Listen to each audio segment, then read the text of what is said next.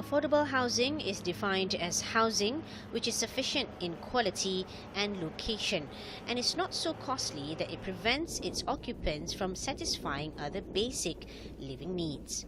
In 2014, the McKinsey Global Institute estimated that 330 million urban households globally live in substandard housing or are financially stretched by housing costs, including in Malaysia, which faces a shortage of affordable homes for the masses, especially the youth.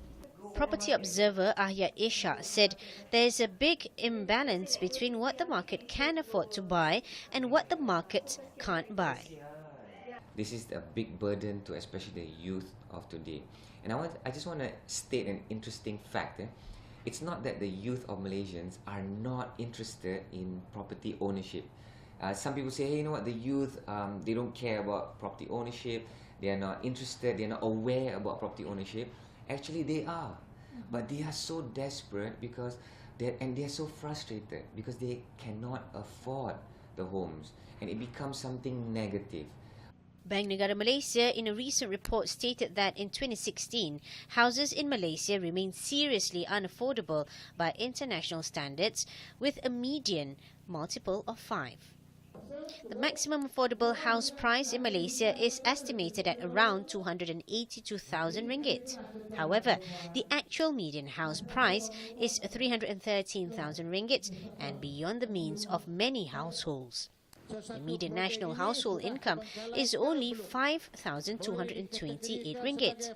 On the supply side, structural and cyclical factors in the housing market in Malaysia have resulted in a failure of the market to provide an adequate supply of affordable housing for the masses.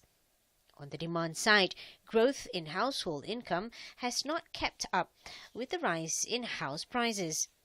Ahyat suggested that new homeowners with a limited budget look for a home rather than a dream home, as they are starting a journey in life just like most of the previous generations and work their way up. He said developers in the open markets have adjusted to the current market demand, with many offering houses below the 500,000 ringgit range. Think about our families, our mom and dads. Our parents do not live in their dream homes when they started their journey in life. When they started their journey in life 20 to 30 years ago, they might have just been able to afford a home.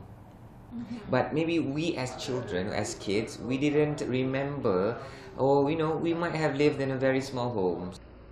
He added that financial literacy is important as every decision in property is a financial decision.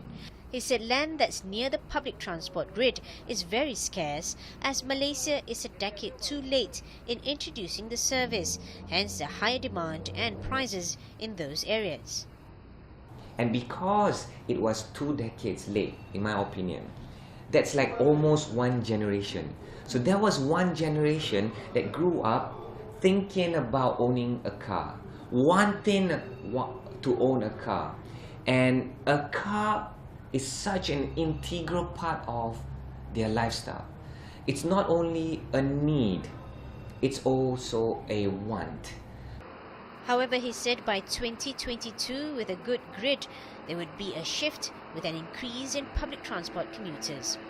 He also expects the government to take note of Singapore's integrated planning, especially in newer developing areas, where the most dense areas are built closer to the public transport grid and spread out to much less dense areas further than the grid.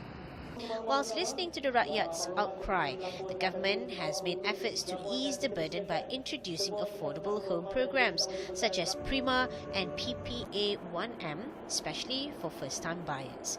Currently, these programs offer more than 600,000 homes across Malaysia, but too many programs confuse the consumer. Bank Negara has proposed establishing a single entity to spearhead affordable housing initiatives, setting up an integrated database to help match demand and supply and reducing costs. Director of National Institute of Valuation, Muhammad Khairuddin Abdul Halim, lauded the idea, saying it would help the housing industry.